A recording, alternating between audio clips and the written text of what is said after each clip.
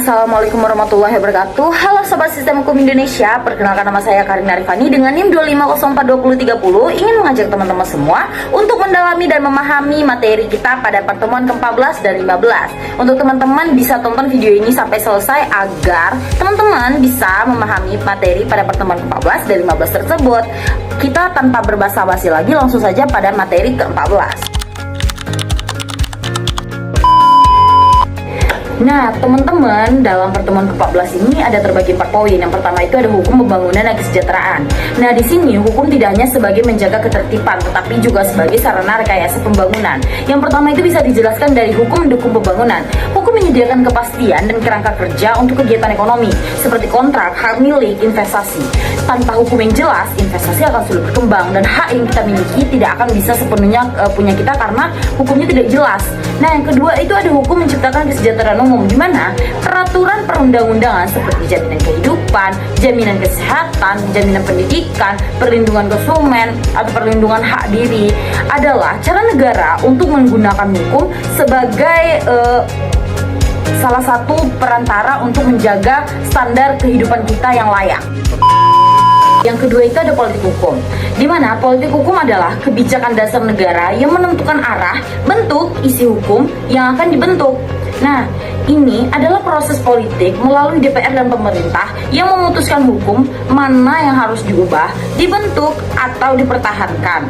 Intinya, politik hukum menjawab pertanyaan, hukum seperti apa yang kita butuhkan untuk mencapai tujuan nasional kita.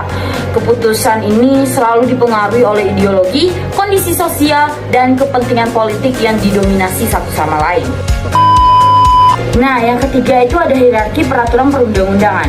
Hierarki adalah susunan atau tata urutan peraturan berdasarkan tingkat kekuatannya. Di Indonesia, hierarki diatur pada UU nomor 12 tahun 2011 dan prinsip utamanya adalah peraturan yang lebih rendah tidak boleh bertentangan dengan peraturan yang lebih tinggi. Nah, yang terakhir itu ada pembentukan peraturan perundang-undangan. Ini adalah proses teknis dan sistematis untuk membentuk hukum yang baik. Tujuannya itu untuk menghasilkan peraturan yang jelas, konsisten, tidak tumpang tindih, dan dapat dilaksanakan. Prosesnya sendiri melibatkan perencanaan, penyusunan draft, pembahasan DPR dan pemerintah, hingga pengesahan. Proses ini harus mengikuti teknis dan prosedur baku, seperti sistematis penulisan, pasal dan ayat, penggunaan bahasa baku, dan penghitungan dampaknya sendiri. Nah, teman-teman, yang berikutnya itu ada pertemuan ke-15. Di sini menjelaskan tentang analisis sengketa hukum dan telaah reformasi hukum di Indonesia. Bagian ini membahas tentang dalam penegakan hukum dan mekanisme penyelesaian masalah hukum di Indonesia. Ini ada terbagi 6 poin.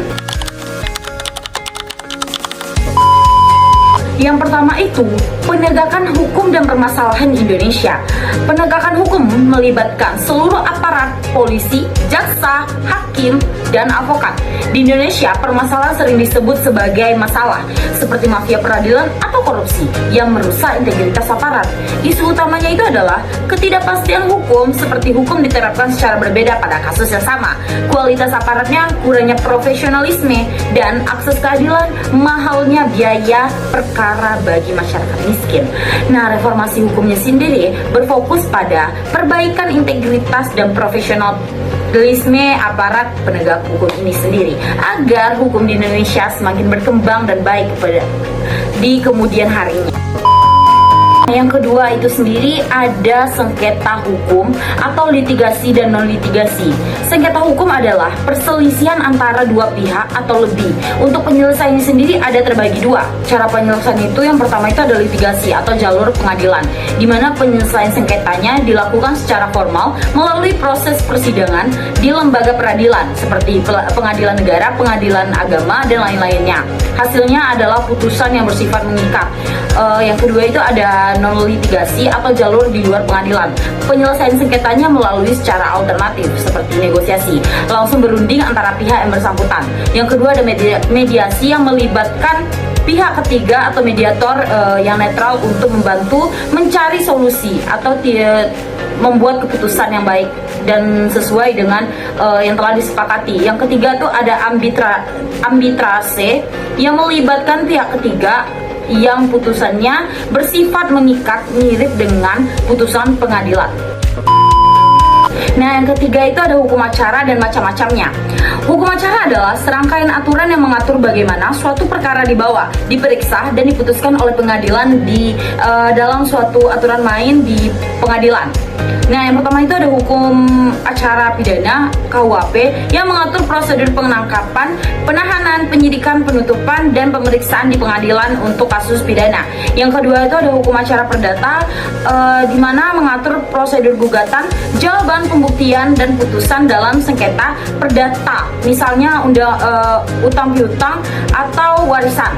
Nah, yang ketiga itu ada hukum acara tata usaha negara, yaitu peraturan di mana mengatur prosedur sengketa antara perorangan dan atau badan hukum dengan keputusan pejabat tata usaha negara, misalnya izin usaha pada suatu usaha yang sedang dilaksanakan.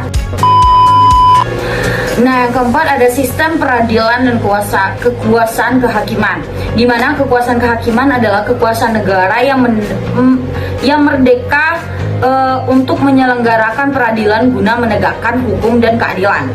Di Indonesia sendiri, kekuasaan kehakiman dijalankan oleh Mahkamah Agung atau MA dan Mahkamah Konstitusi atau MK, serta badan peradilan di bawahnya seperti Pengadilan Umum, Pengadilan Agama, dan Pengadilan TUN, dan lain-lain.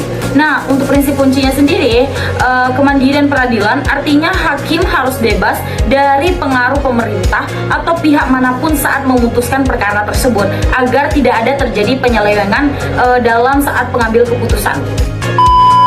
Yang ke-5 dan 6 sekaligus ya, soalnya ini sangat berkaitan juga, yaitu ada pembuktian dan alat buktinya. Pembuktian adalah proses di pengadilan di mana para pihak berusaha meyakini hakim dan akan kebenaran yang mereka berikan.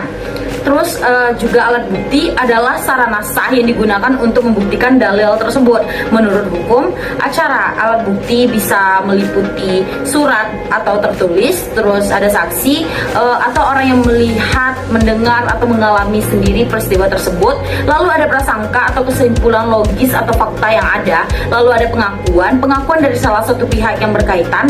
Terus ada sumpah, janji yang dilakukan di hadapan hakim agar berkata jujur, seperti itu. Jadi teman-teman, kesimpulannya yang dapat kita ambil, jadilah orang yang bermakna, jadilah orang yang bisa dipercaya, dan tidak melakukan kecurangan pada pengadilan maupun hukum yang ada di Indonesia saat ini. Terima kasih.